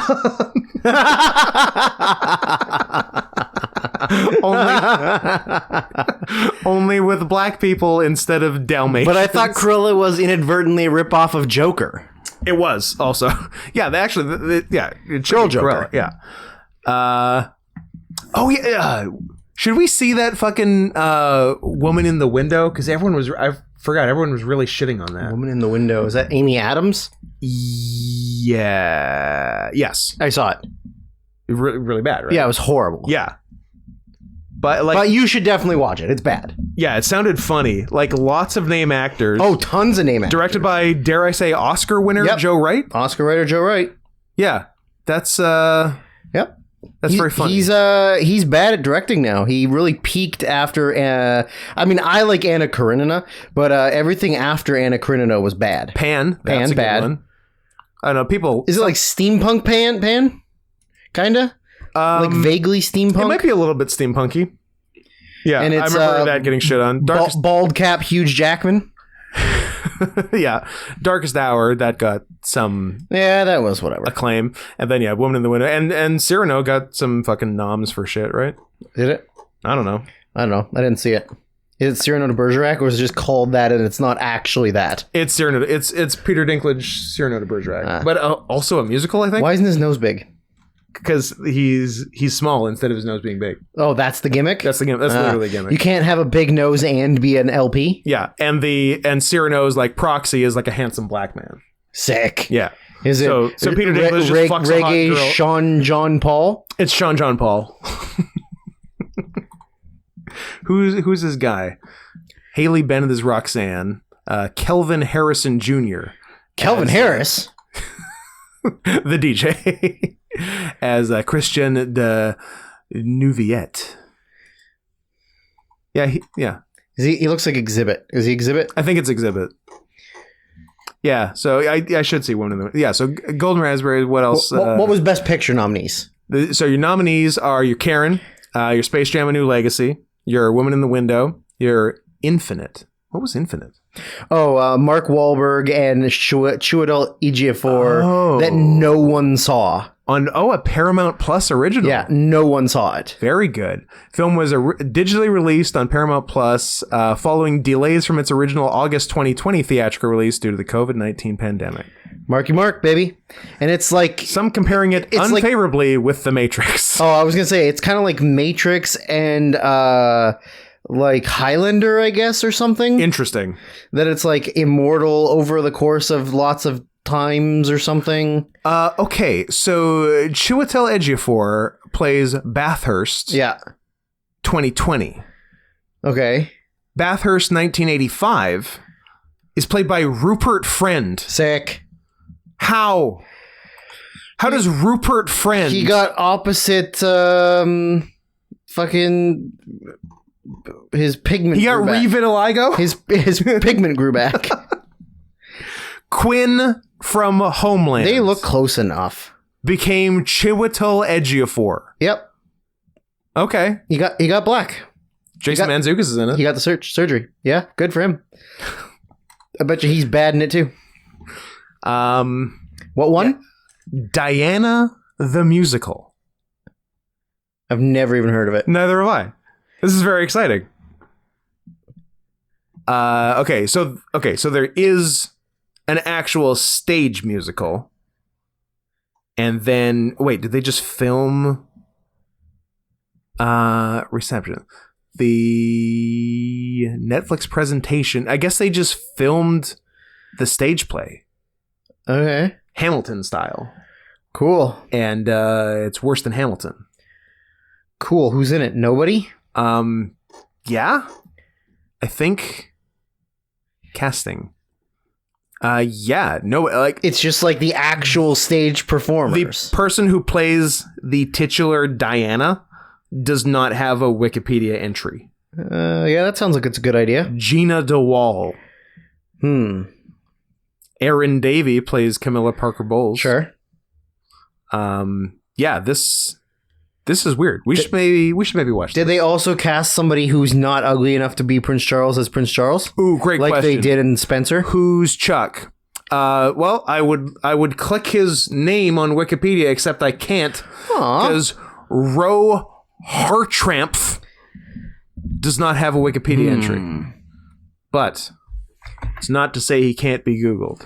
Ro Hartramp, way too handsome to be Prince Charles, and also I don't know, 50 years too young. Oh, does he do gay porn? What is this picture? Yeah, it looks like gay porn. Huh. Is that Magic Mike XXL? Yeah, he seems to be doing a Magic Mike situation. How this guy? When are they playing? At what year is he playing Prince Charles? 1972. 2024. When he's playing future Charles. When he's still not king? Yeah. Because they're just going to pretend that Queen Elizabeth isn't dead right now? Yeah. I think they're going to stretch it until she beats Louis XIV. Okay. For longest monarch. Sure. Because this year is like her 70th anniversary, right? I believe. Yeah, something. Yeah. And Louis XIV is 72 years. So she needs to get to 73. Yeah. Or however, whatever portion of a year after 72, because I think it's down to the day for Louis. Cool. Is there anything else nominated that is like a surprise or that fun noms? Yeah. What do we have? We got our boy Scott Eastwood from Dangerous. Okay, sure. Oh, it's one of those guy with a beard on the poster. He did his own. But this one's not just like chest up. True, it's a little different. But this is crotch up. This is Scott Eastwood's Stillwater and the Palmer and whatever the third one was. And the third one, Timberlake is Palmer. Yeah, and Stillwater's Damon and whatever the Mark Wahlberg one is. Yeah. It's an action thriller directed by David Hackle. I see Tyrese Gibson. Tyrese is in the mix. Absolutely. Famke Janssen. Yep. Kevin Durant. And of course, Mel Gibson as Dr. Alderwood. Yeah. Melly. I like Mel. I'm a Mel guy. What else we got? Ben Platt for Dear Scott Henson. Nice. Very good. Winner, LeBron James of course. for Space Jam. Of course. Where he's the good guy. JK, he's the bad guy. Mm-hmm. Marky Mark not for that movie, but for Infinite. Amy Adams for Woman in the Window. Megan Fox for Midnight in the Switchgrass with Bruce Willis. What's Switchgrass? Look, man. Don't ask questions you don't want to know the answer to. Synopsis. Based on the true story of Texas's most dangerous serial killer with the dramatization translocated to Florida for no reason, FBI agent Carl Helter and his partner Rebecca Lombardo are very close to busting a sex trafficking ring. When they realize their investigation has crossed the path of a brutal serial killer, they team up with Florida Department of Law Enforcement agent Byron Crawford, who has years on this case. When Rebecca herself is abducted by their target, holy shit, and her life hangs in the balance, Byron has precious few hours to piece together the last clues and put an end to the infamous truck stop killer from Florida or Texas, depending on how much screen time do you think Willis has? 5 minutes? Oh, 7. 7? Yeah. Sounds about right. So, Willis is a good segue. So, there was because often the Razzies get cute. Yep. And they'll do like a special category for the year. The category was worst performance by Bruce Willis in a 2021 movie. And 8 movies were nominated. Nice. He did 8 movies in 2021. Survive the Game, Out of Death, Midnight in the Switchgrass, Fortress, Deadlock, Apex, American Siege, and the winner, Cosmic Sin. All of which grossing a grand total of $9. Yes. One of those, I believe Apex, one of my friends worked on. Nice. She was just like a random, like, on... It's got Neil McDonough. Oh, and his gorgeous eyes.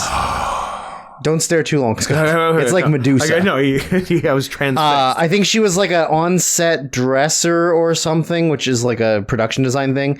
And I used to be an on-set armoire. People would open me. Open you? and put stuff in? Exactly.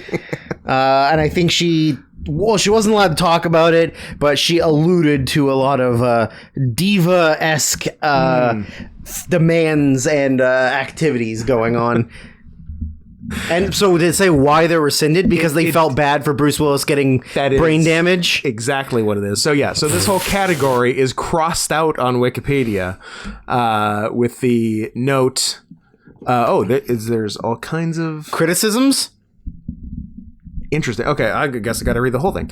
Okay, I'll read the Bruce Willis thing, but there's an entire other criticism unrelated to Bruce Willis. In March 2022, after it was announced that Bruce Willis would retire from acting following his diagnosis with aphasia, the special category Worst Performance by Bruce Willis in a 2021 Movie incurred criticism as being insensitive. The awards organization initially defended the category. Respect. Yep. Like, we don't care that he's dumb now. Also, how are you supposed to know that he's dumb when you do the award? Yeah.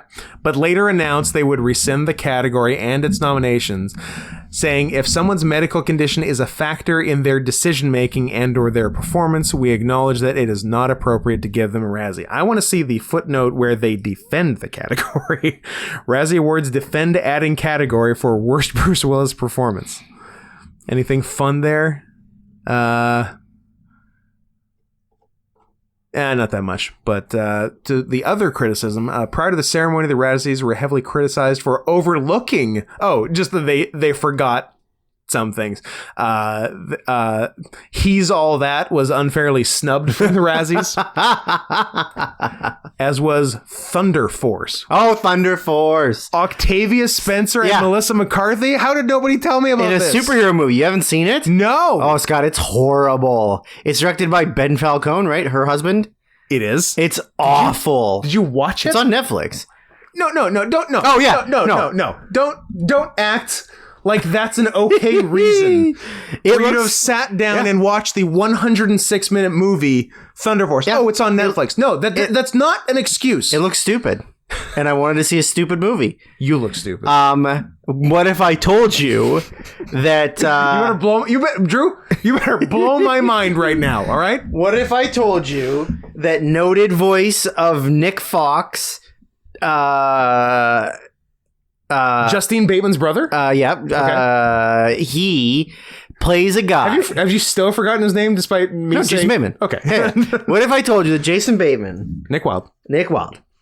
Plays a man whose superpowers are that he has the 4 arms and hands of a lobster. I do see that Jason Bateman is credited as Jerry / the Crab. He's got crab pincers from forearm to hand. I will be typing in Jason Bateman Crab into Google right now and seeing what I get. Oh, yeah. Yep. That's pretty sick. Yep. Okay. You know what? I'm in. If I wasn't already using the hoodie as the thumbnail, this would be the thumbnail. He is billed as super scared of nobody. Yeah. The crab. The crab. That's a cool picture. Yeah. He looks good for his age too. He's like 74 years old. Well, he's a werewolf. he's an immortal being, Scott. Said so matter-of-factly. He's a werewolf. He's Teen Wolf too. They age differently. Yeah, they age differently. Yeah, that's... Unless you get Parkinson's. Aww. Sad story. What else was unfairly snubbed from the 2021 Razzies? Received criticism for lacking actual actor couples in worst screen combo. What was screen combo? Because sometimes they kind of have to reach, like, all the combos were LeBron James and any Warner cartoon character. This one, any klutzy cast member and any lamely lyricized musical number from Diana. That's a real fucking stretch. Jared Leto and either his 17-pound latex face, his geeky clothes, or his ridiculous accent from House of Gucci. Ben Platt and any other character who acts like Platt singing 24/7 is normal. And Tom and Jerry, a.k.a. Itchy and Scratchy from Tom and Jerry. Wait. What's that? Dear Scott Henson's a musical? You didn't know it's a musical? I had no idea. Drew, I honestly had no idea. A musical. It's a musical about suicide? I think so. And being gay? And being gay and being bullied for being gay? And being so gay that you commit suicide? I actually don't think it's that. I think he's gay and I think he makes some girl commit suicide. What? That's what you say. I didn't think it was that either. I think someone said something like that to me. And I'm like, oh, that's not what I thought it was at all. I'm so confused. Yeah. But also, keep in mind, I might be totally wrong about both of those. That is not what I thought that was at all. Do we look it up or do we preserve the mystery? We preserve the mystery. Okay. 100% we preserve the mystery. All right. That's fair.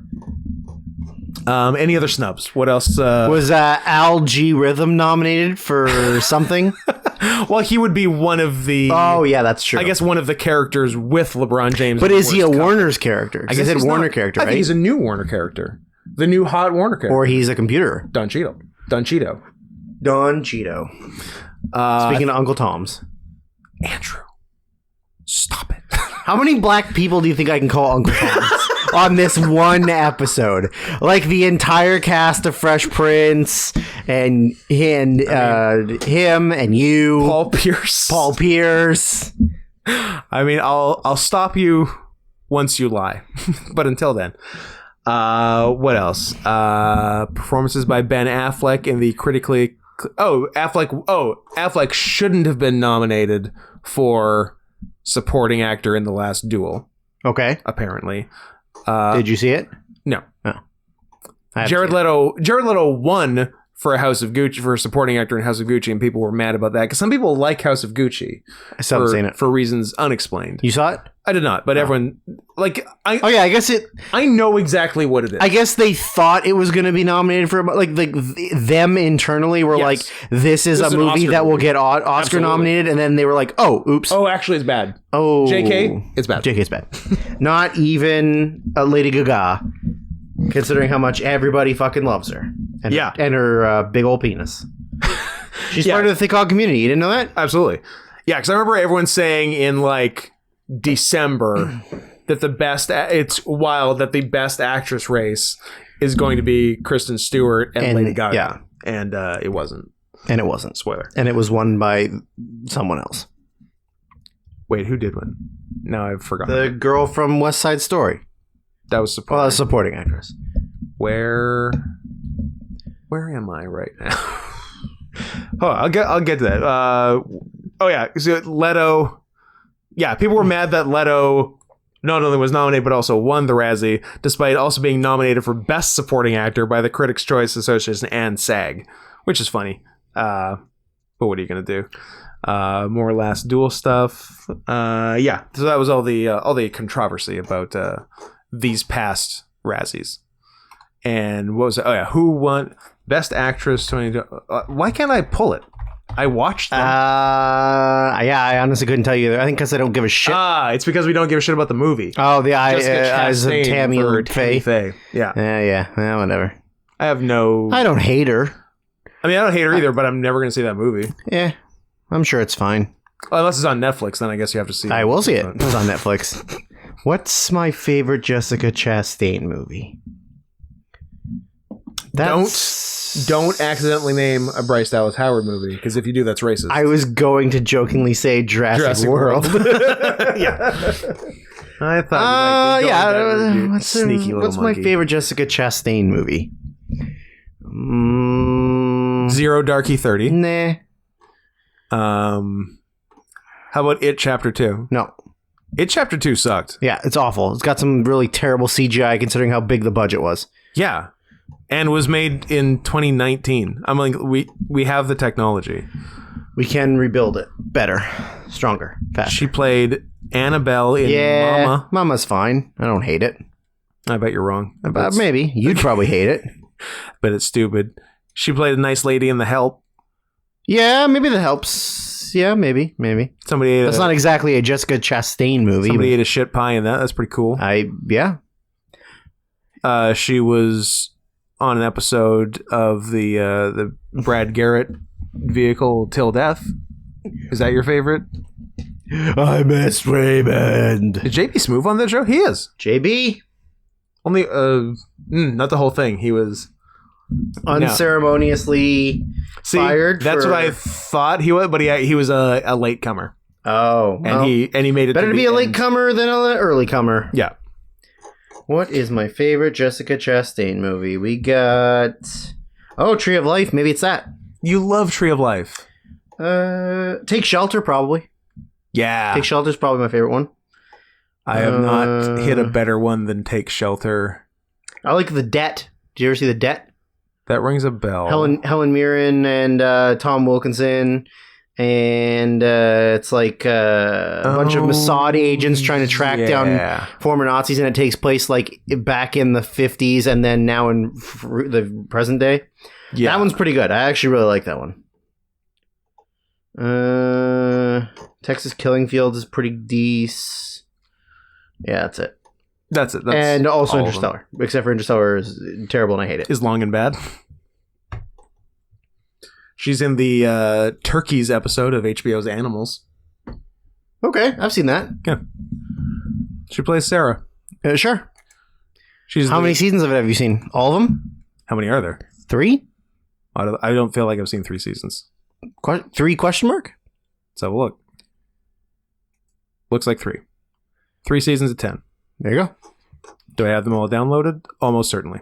I mean, they're also available in other places, aren't they? Oh, I guess probably HBO. Do you have Crave? Of course I have Crave. Then it's on Crave, asshole. How about don't tell me how to run my life? Don't tell me how to spend my money. What the fuck is Ava? Yeah, it's another one of those like Hannah, like secret woman spy killer gets awakened after a tragedy or something. I don't like movies. And there's a bunch of it's a Luc Besson movie that's not done by Luc Besson. It's a Tate Taylor movie. Yeah, who's Tate Taylor? Some guy. I don't Tate like Donovan? Movies that perpetuate the stereotype that women are tough. Women are tough.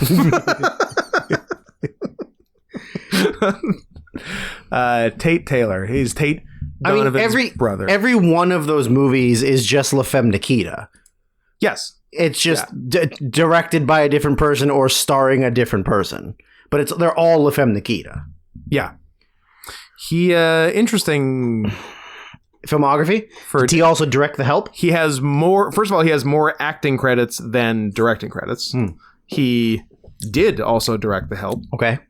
And Get On Up. That no one saw. The Girl on the Train, R.I.P. which I like Girl on the Train. And was pretty good. Yeah, I like Girl on the Train. Then followed up with... There's some real good gaslighting in that. Yes. If you like gaslighting, that's a do. gaslighting movie. It's not changeling level gaslighting, Nope. but it's good. It's I don't know. It's pretty good. I mean, it's like the good. husband It's not- tricks her into thinking she's such a complete drunk that she's just like fucking up all these things, but it's him being a sociopath. Yeah, but and then it's he not the rapes police, somebody. It's not the police telling you that some other kid is. Yeah, your I guess child. that is true. I mean, that is gold standard gaslighting. That's Shelton Benjamin gaslighting. I know. Speaking of Shelton Benjamin, X. our boy Tate Taylor followed up The Girl on the Train, a good movie, with Ma, a terrible movie. Shelton Benjamin? Because it's his mama? Because he has a ma. Because it's Shelton Mama? And I believe she was played by Octavia Spencer. Who directed the movie that you claim you were in? The movie that I purported the main event? Yeah, the main event. Tate Taylor. Tate Taylor. John I can't remember. Frankenheimer. Offhand. Let's see. Who was the guy? Jay Karras. What else has he done? Should we watch his entire filmography except for the main event? He has 108 directing credits. Yeah, how much a lot TV? of that is TV. Yeah, well, considering his top things are like what? Superstore, Parks and Rec. Let's see. Superstar, Parks and Rec, Love Victor, Sure. a Hulu original. And I think that's a gay show. Oh, And Apple Plus's Acapulco. cool. Those are his big four. Let's have a look at movies. It's probably easier to look it up on Letterboxd because it just gives you the movies. It doesn't give you TV. Fair. Oh, he directed a thing I was at live. Global Comedian. He directed Global Comedians. It was shot at the Culch Okay. in Vancouver, hosted by Kid in the Hall, Dave Foley. Sick. Had it was free too. I can't remember what the deal was. Oh, and Kelly was supposed to come, but he had diarrhea. I think it was just me and Chewy who ended up going. Was that back when Kelly used to eat food? Yeah, I don't know. It was either diarrhea or diarrhea was the cover because it was too far away and scary to drive. Possibly. So maybe he had anxiety. That was on the table. But yeah, good group of guys. Hosted by Dave Foley, Maria Bamford, John Doerr. It was fun. I like John Doerr. Yeah. John Doerr was great. Well, I'm going to tell you what Jake Harris's directing credits are. Movies. Nothing but stand-up comedy. Okay. Doug Stanhope, Beer Hall Putsch. That's a good one. Ali Wong, Bill Burr, Tom Segura, Dimitri Martin. Okay, good stuff. Adam Devine, Tig Notaro, Tig Notaro. whoever the fuck Christina P is. That's Tom's wife. Tom Segura's wife. Oh. Yeah. Doug Stanhope. Yep. Jim Jeffries. Oh, my personal friend Jimmy Dore. Jeff Foxworthy and Larry the Cable Guy. Bob Saget, Tom Green, Eddie Griffin, Nick Offerman, Megan Mullally, Jeff Ross, D.L. Hughley, Nick Cannon, and then a couple of actual movies. Breakpoint in 2014. Sure. Disney's The Swap, which would appear to just be... Swap. That's not the Jason Bateman one. Is that no, the Switch? That's the Switch. Of course. Yeah, this is just sort of like, I don't know, swapping places kind of thing. Gotcha. And then the main event. So he's really only directed 3 actual movies. Not a ton of movies. And everything else is stand-up, including fucking Jeff Foxworthy and Larry the Cable Guy live in somewhere. We've been thinking. Minneapolis. At the height of their powers in 2016. So he mostly does Netflix stand-up comedy. Also, The Swap was a TV movie. And a bad wrestling movie. Yeah, that's right. Starring a fat guy in a red singlet. I don't remember that guy, but there was a handsome guy in a red singlet. Babatunde. Is that who you're thinking about? Kofi Kingston, Sheamus, Corey Graves, Sin Bodhi, Dallas Dupree, whoever the fuck that is. Eric Bugenhagen. Eric Bugenhagen. I'm going to do... he directed 2 episodes of a series called Impastor, which I'm really hoping is a guy pretending to be... It is. Yeah. Have you ever heard of... what the fuck is it called? Raptor? It's a pastor who's also a were-raptor. Drew, the name of it is Velocipaster, you silly goose. Is that what it is? Yes. Have you seen it? It's the best. Okay. I haven't seen it. Oh. It sounds awesome. We should work our way to that being the finale. How do we get Velocipaster? Yeah. You just got to do the Kevin Bacon, but you got to go movies instead of actors. So like, what's the connecting fiber between Velocipaster and whatever? Not a name to be found. Who's directed by? Brendan Steer, obviously. Yeah. So who has only directed 3 things. Who has directed 6 things? A lot of shorts and one other thing called Animosity. Let's go ahead and guess if there's anyone we've heard of in that. Not so much. It's gonna be hard to get to Velocipaster then. Who plays the titular Velocipaster? Has he done anything? That guy. Greg Cohen. He's a Jew. It's Cohan, actually, so he might not be. Oh. Cohan. There's still hope for him not being a Jew. 24 acting credits. Is everything TV? TV, Velocipaster, TV. What was it on Murdoch Mysteries? I think not to get off topic. I think there's a werewolf episode of Murdoch Mysteries. Really? Yeah, or something.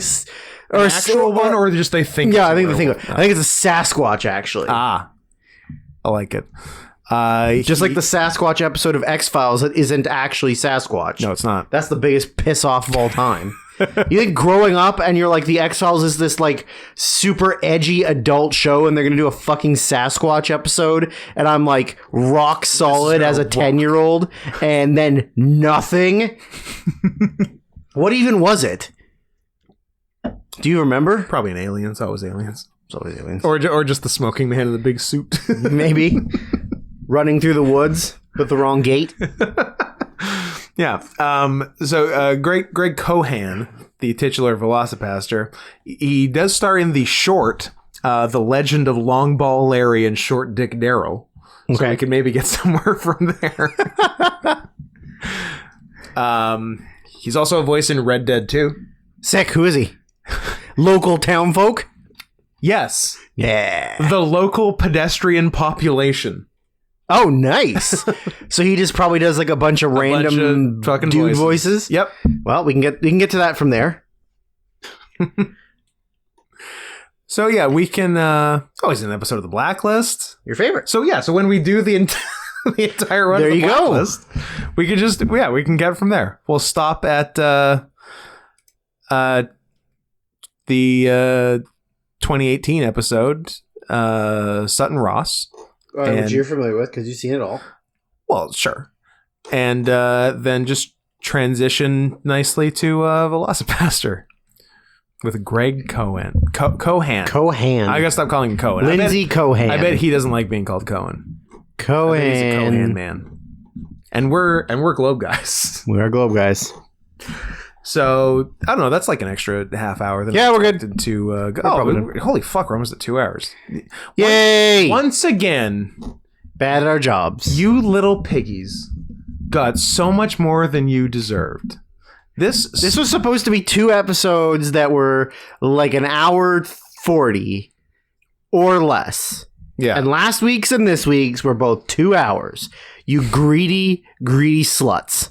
If you want to assuage your guilt for listening to this for free for so long, go ahead and send more money than is responsible to paypal.me/notscotthenson. Link is in the YouTube description. It's also on my Twitter, and really anywhere you look, you're going to find my PayPal. So don't worry about it. Just send till it hurts. And do we vamp another 10 minutes so we hit an even 2 hours last week, or do we shut it off right now?